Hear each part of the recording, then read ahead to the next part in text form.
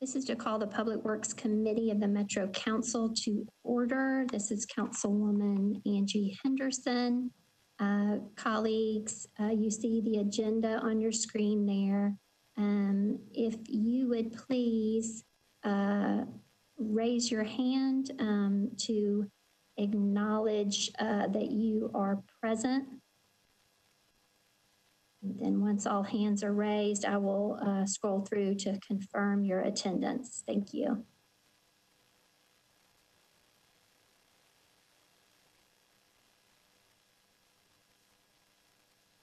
All right, I see present Council Lady Allen, Councilwoman Benedict, Councilwoman Evans, Councilwoman Gamble, Councilman Roten, Councilman Nash, Councilman Bradford, and Council Lady Hurt. Anyone else wishing to be acknowledged as present on the committee? Okay, with that, everybody, if you would please lower your hands, unclick your button.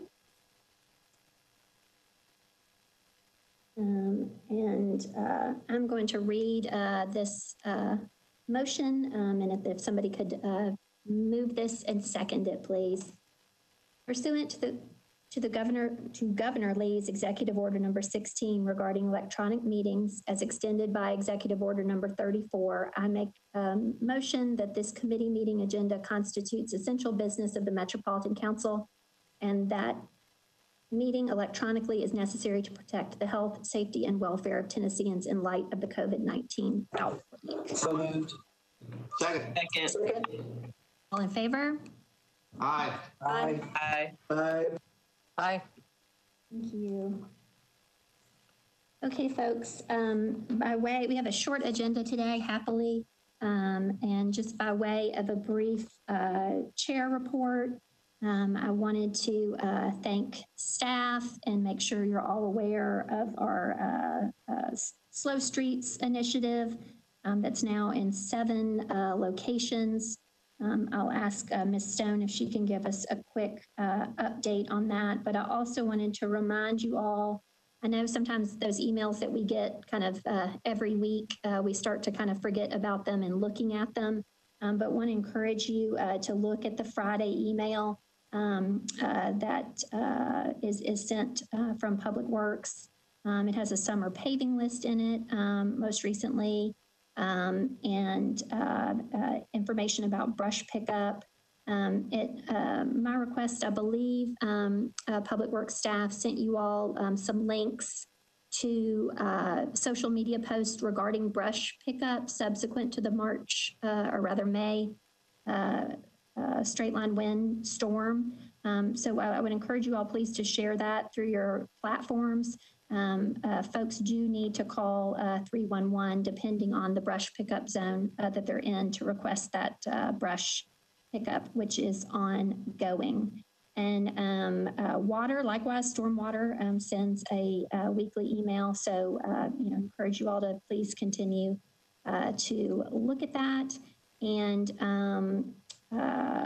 Ms. Stone, I wanted to make sure to inquire, while I mentioned that the summer paving list was in the most recent Friday email, I did want to ask again, please, that council members be notified before signs go up in their district, just so that we are kind of made aware that when that is on the horizon, please. And with that, colleagues, in your email today, I shared with you our committee OneDrive.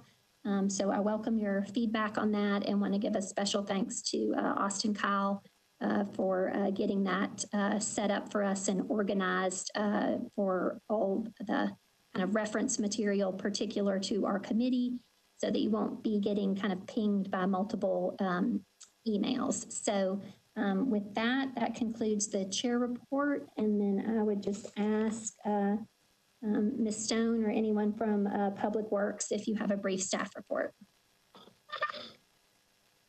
Chair Henderson, you beat me to the punch on a few of these items, but I'll cover 2 things. One is slow streets. So these were rolled out in several districts Public Works staff has worked with council members on some issues that have come up in terms of signage placement. And this is envisioned to be a really flexible and nimble program. So we're taking that feedback into consideration. We're making the changes that need to be changed. And we have I just got the final link to it, a short survey that we are going to send out to council members that have slow streets in their district. It's only like 7 or 8 questions long, but if you could share this with the neighborhood association or the neighborhood leadership in the areas that have slow streets and encourage residents to take the short survey, it's going to kind of help us inform how we do these in the future, or if we do these in the future, or what they look like. So please do that. That should be coming to you hopefully tomorrow morning. And we'll be reaching out to council members as well to kind of get feedback and observations about how people are using the slow street. And then on the brush pickup front, we just posted on social media. If you could encourage residents to submit requests for additional brush pickup related to the May 3rd storms by this Friday, May 22nd. We're using that as a cutoff for that debris pickup. So we've gotten quite a few requests so far. Those are going to be done primarily on Saturdays, upcoming Saturdays. So encourage residents to put the brush out at the curb, leave it there. We will be by to get it. And Councilmember Henderson, I will get with the paving office to work through communications regarding upcoming projects. Thank you. Thank you, Ms. Stone. Mr. Honeysucker, do you have anything to report from the water department or anyone on water staff as far as the staff report? Council Lady Henderson, we have nothing new to report. Thank you. Okay, thank you. Always welcome, never required. So thanks so much. I don't believe any of our legislation today requires the recognition of any guests. So we'll just move right into the agenda. RS 2020-324, Mendez, Henderson, and others accepts the terms of a cooperative purchasing master agreement for refuse and recycling solutions and related products, equipment, and services. Do I have a motion? So moved. And a second? Second. Okay, by way of discussion, Ms. Smith or someone from Public Works staff, can you just explain this briefly for the committee and the public, please? Councilmember Henderson, this is Sharon Wallstrom with Public Works. As you know, we have the carts that are out for trash and recycling are owned by Metro for the service that is provided in the USD. Part of those carts, when we initially instituted this service, we purchased carts from Toter. We have since redone another contract, and we are now purchasing carts from another vendor. We still, however, have a lot of Toter carts out on the street that we need items for repair on these carts, extra lids, extra wheels, things of that nature. And so in order to be able to purchase those, they are proprietary parts and can only come from Toter. So that's why we are putting this into place so that we can go back and buy these parts that we need to repair the carts that we have from them. Okay, and I appreciate that. I thought this was very interesting too, though, because we joined on to a contract actually out of Arizona, right? That Tennessee law enables us to do that for efficiency purposes. Is that correct? That's correct. And they had negotiated a good contract, and the parts cost is a lot less than trying to go through a third party who would add extra costs on top of that or try to get a contract in a different manner. Okay, I appreciate that. Colleagues, are there any other questions? If so, please raise your hand. Okay, let me scroll down. Councilman Bradford, you're recognized. Thank you, Madam Chair. So going through the old vendor to get replacement parts, I'm assuming that is still cheaper than just replacing the entire carts with the new vendor? Yes, it is. All right. Okay, thank you for that question, Councilman Bradford. Colleagues, any other questions? Okay, seeing none, we have a motion and a second. All in favor? Aye. Aye. Aye. Okay, any noes or abstentions? Okay, seeing none, we will move on in our agenda. Okay. RS 2020-326, Mendez, Henderson, and Allen approves 3 agreements between the Metro government and the Tennessee Department of Environment and Conservation concerning maintenance of closed solid waste disposal facilities. Do I have a motion? Moved. Second. Thank you. Any discussion? Ms. Wallstrom, again, can you just give a brief explanation of this as well? I understand that these are, well, I'll just let you explain. Thank you. Yes, ma'am, council member. These are all 3 landfills that have been active in the past but are currently closed. Each landfill is responsible to the state for 30 years after closure. So we have 14 years left on the Bordeaux landfill. We have 6 years left on the thermal ash landfill, and we have 14 years left on the Due West landfill. So rather than us put up a performance bond that the state could pull from if we were not maintaining these closed landfills, the state has agreed with governments to do legislation where we make this agreement that we will keep the landfill in good shape. And if we do not, then they have this legislation and this contract or agreement to fall back on. So basically really, to assess a penalty if we were not to uphold our agreement, correct? That is correct. Okay. So TDEC's is very good in working with us, and we are good in working with them. So any issues that come up have been resolved quickly without the need to pull from this. Okay, I appreciate that explanation. Colleagues, does anybody have any questions about this? If you do, please click your hand raise icon. Okay, seeing none, with a motion and a second, all in favor? Aye. Aye. Aye. Aye. Okay, any noes or any abstentions? Okay, seeing none, moving on to bills on second reading. Okay, BL 2020-227, Withers, Mendez, and others authorizes the granting of permanent and temporary construction easements to Piedmont Natural Gas on certain property owned by the Metro government. We have a letter to approve from Councilman Withers, as this is within his district. Do I have a motion? So moved. And a second? Second. Okay, and then just for clarification, Mr. Cooper, again here in the caption, it's not entirely clear, but my understanding was that it was through the Shelby Park.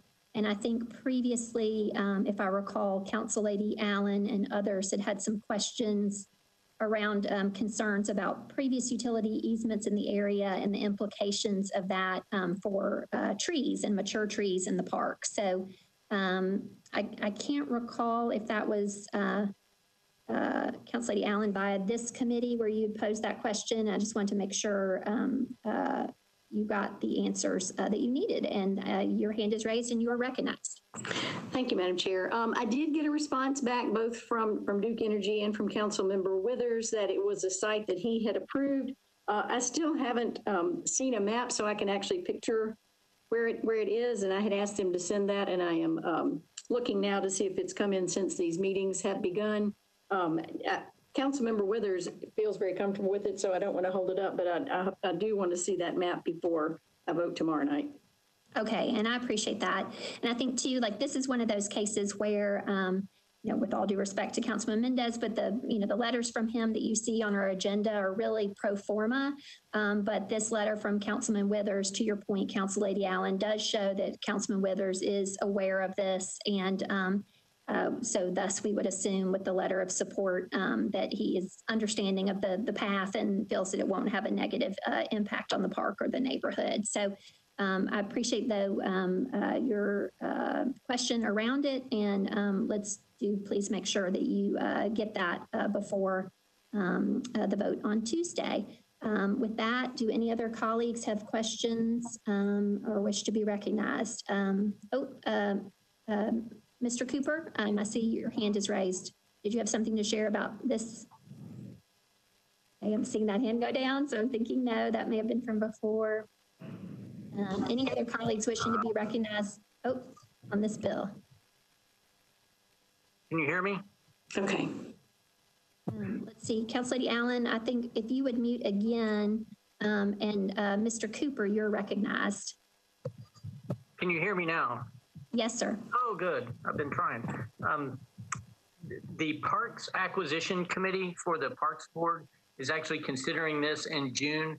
Typically, they consider these before they get filed with the council, and somehow this one just kind of slipped through the cracks. So I think Councilman Withers' intention is to move approval on second reading tomorrow night, but to defer third reading and possibly re-refer to the Parks Committee so that the Parks Board can take action.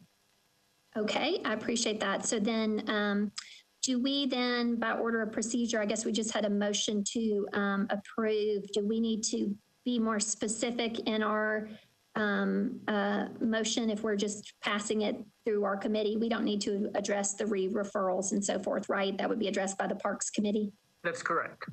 Okay. All right, colleagues.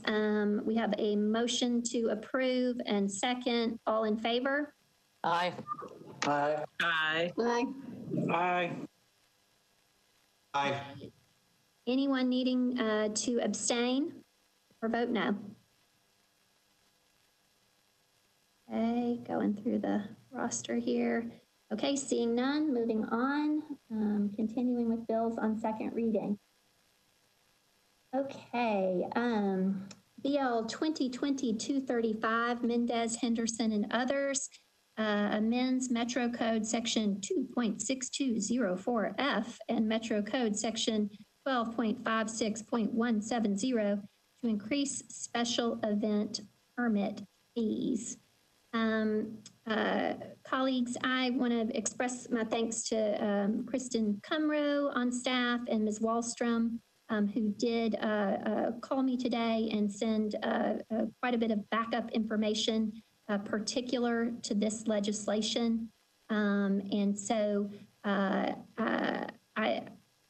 I've pointed you to in our committee OneDrive. There's quite a lot of kind of backup information about that, including a letter of concern from Walk Bike Nashville. And I share their concern, which I've expressed to staff about some of our smaller neighborhood organizations and their ability to, close streets and host things. And, so it runs the gamut from, block parties, which is kind of separate, but I don't think is particularly clear, to parade permit, to special event. And we talked a little bit about how these are presently tiered for under 100 size events and so forth. So after talking to staff and Walk Bike Nashville, and then I hope also to speak with the Neighborhoods Resource Center, also Neighbor to Neighbor, I became aware through this discussion that the high impact zone that's mentioned in your analysis is really large. I mean, it includes all of East Nashville, all of North Nashville. And so just from an equity standpoint, I want to make sure that our all our neighbors have the capacity to access activities in their neighborhood streets. And so with that, I recognize we are going to need to get this passed by July 1, but I would hope someone would entertain a motion to defer one meeting. Move to defer. Second. Okay, all in favor of a one meeting deferral? Aye. Aye. Aye. Okay, any abstentions or no votes? Okay, seeing none, moving on. The last item on our agenda, BL 2020-289, Mendez Henderson, creates the positions of environmental. Council Lady Henderson. Oh, yes, I apologize. Yes, Council Lady Hurt, you are recognized. My apologies. Thank you very much. I did read over that information, and some of the things that the questions were answered, but they were not really answered with any substance, in my opinion.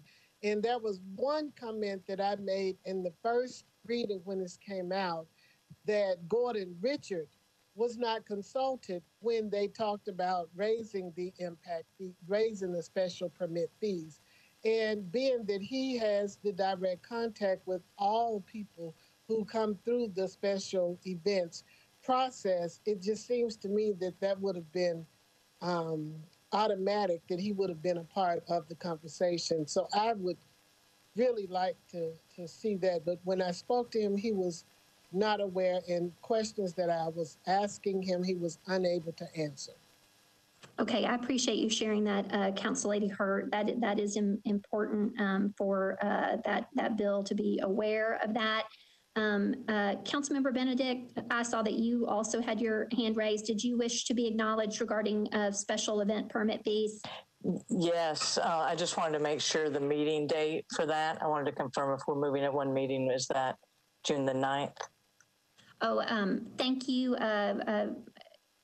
Mr. Cooper, do we need to be particular in that regard? I know that the first meeting of June is our public hearing particular to the budget.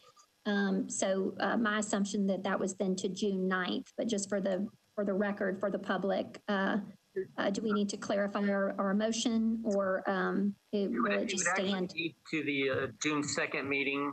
The June 9th meeting will just be the capital improvements budget and the zoning public hearing. Okay, I apologize. I've flipped those in my mind. So it would be the just for the public, that is June 2nd for that first meeting of June. Thank you, Chair. I had it flipped in my mind too. Thank you. Thank you. Is there anyone else wishing to be recognized, whether with questions or suggestions particular to the special event permit fees? I want to say, again, I do appreciate staff's work, and I think, at the high end of the spectrum, these really big, marathon, et cetera, I think we absolutely want to make sure those fees are more commensurate with the investment by the city of staff time and otherwise. But again, my concerns kind of remain down at that very small, kind of under 100 neighborhood level. But I welcome your questions and concerns about all aspects of the bill. And again, I point you to that OneDrive folder that really should have any and everything in there related to this. All right. Okay. Anyone else wishing to be recognized? Okay. And thank you again, Council Lady Hurt. I apologize that I failed to acknowledge you. I'm scrolling through. You're kind of down at the bottom of the scrolling there, so I missed your hand raised. Okay, back then. I would like to say, Council Lady Henderson, thank you very much for recognizing me. But the event that I have that goes through the special permit, even though we have a larger number of people to attend, we are still a very small organization, and that is the biggest fundraiser that we have every year, which of course, being that what we're going through now, we're unable to do it. So it's really going to have a major impact on us as we move forward. But I would like for you all to keep that in mind. Just because the event may draw a number of people, that doesn't mean that the capacity of the organization can still withstand the same levels that your CMAs or marathons and those other larger organizations do. I appreciate that point, Council Lady. I know some of the folks who had reached out to me were kind of in that space of, a smaller nonprofit that, kind of hosts that one big community event that is a fundraiser for them. We had also seen an example of quite a lot of schools fall within this high impact zone. So they have their fun runs and things like that can tend to be fundraisers. So just, yes, we're going to look at the whole spectrum of that. Right, because one other thing is that Tennessee State's homecoming parade, while the university is a major entity, the homecoming committee has a very small budget to do the work that has to be done for homecoming. And it also puts a strain on them if they have to endure large costs for that particular event. And we do know that the TSU homecoming does provide a great economic impact for the city as a whole. Great, I appreciate that. So colleagues, once you kind of look at your analysis and the stuff that's been added to the resources that's been added to the OneDrive, to our committee OneDrive, if you do have any additional questions or suggestions regarding the legislation and a potential amendment to be forthcoming, I would encourage you to send those please to Mr. Cooper so that those can be consolidated, and then we can circle back to Mr. Richard, Mrs. Cumrow, Ms. Wallstrom, and staff, and make sure that everything is lining up to meet everybody's goals. So I appreciate that. Okay, last item on the agenda, BL 2022-89, Mendez Henderson creates the positions of Environmental Compliance Supervisor and Water Quality Supervisor within the Water Department. Do I have a motion? So moved. So move. Okay, in a second. Ms. Gamble, do you wish to be recognized? Yes, yes, thank you, Chair. And you may have, I may be ahead of what your plan is. You may have someone speak, but is there someone on the call that can speak to how these positions will help and improve the service that the city is now receiving? Okay, thank you, Council Lady Gamble. And I don't know if Mr. Cooper or Mr.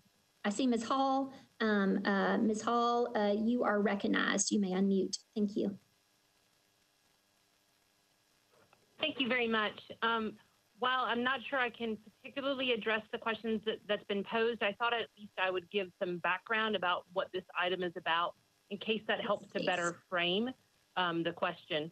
So routinely every single year, as part of our review of classifications that are appropriate for our organization in conjunction with pay plan legislation that's filed every year with the budget, we work directly with departments to kind of identify whether or not certain classifications are still needed or still relevant for the organizational need, or whether there needs to be new classifications that better articulate and really encapsulate what those duties and functions are, either for our organization or for their industry. So every single year, most every single year, unless we had one year where nobody had any amendments, we typically will have this one piece of legislation that will have any new job classifications we think better classify certain positions in the metropolitan government in conjunction with the pay plan.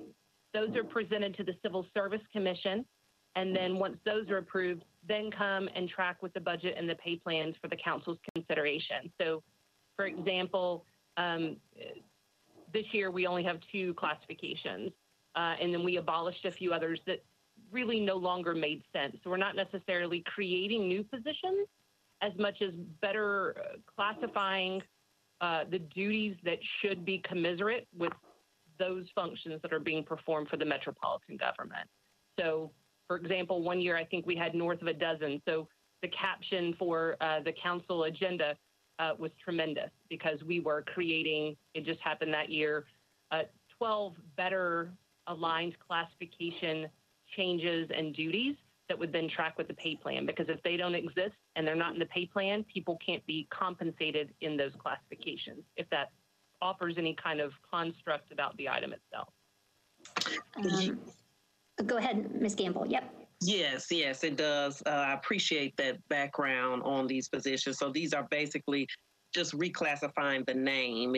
You're not necessarily, there's someone already in the position. Is that correct? Yes, ma'am. Typically so. And obviously these 2 just happen to be, ironically, for water. I know that that Director Potter had just confirmed, because we got similar type questions in Budget and Finance Committee right before this. But he confirmed there are individuals that are doing this work now, but part of our job is to make sure that people are properly classified for the job and the duties that make sense for our organization and their industry. So this is more cleaning up or reclassifying appropriate positions that are already existing in the government. Great, thank you. Okay, colleagues, does anybody else have a question about this agenda item? Okay, seeing none, all in favor? Aye. Aye. Aye. Aye. Aye. Okay, any nays or abstentions? Okay, with that, we are at the end of our agenda. Is there anything else a Budget and Finance Committee member is wanting to share in this context with me as chair or with any of the staff members on the call? Mr. Bradford, you're acknowledged. Thank you, Madam Chair. I just want to acknowledge our Public Works employees. As we all know, a couple of weeks ago, we had a storm come through and knock out power and took down trees. And I think it's just important that we recognize all the hard work they and our Nashville Electric Service did to ensure that over 130,000 customers got their power back and got brush picked up. And so I just want to thank our Public Works employees. I appreciate that, Councilman Bradford, and we all share that. And I had made a point to email to the director and several staff members to likewise share that a little closer to the storm. So yes, it can't be said enough. So with that expression of gratitude and appreciation, we are adjourned. Thank you. Bye-bye. Thank you.